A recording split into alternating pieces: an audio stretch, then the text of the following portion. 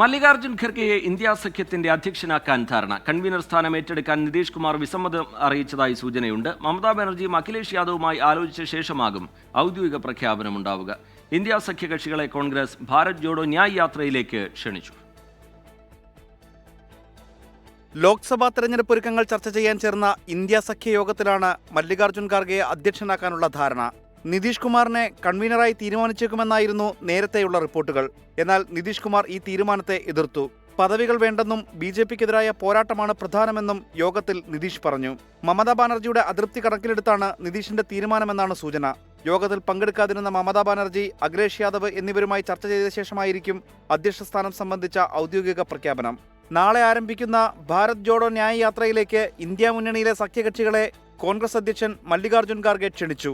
മുന്നണിയിലെ പാർട്ടികൾ തമ്മിൽ ഐക്യമില്ലെന്നും പ്രധാനമന്ത്രിയാകണമെന്ന് ആഗ്രഹിക്കുന്നവരാണ് എല്ലാ പാർട്ടികളുടെയും നേതാക്കളെന്നും BJP ദേശീയ ജനറൽ സെക്രട്ടറി തരുൺ ചുഗ് വിമർശിച്ചു. 24 ഡൽഹി.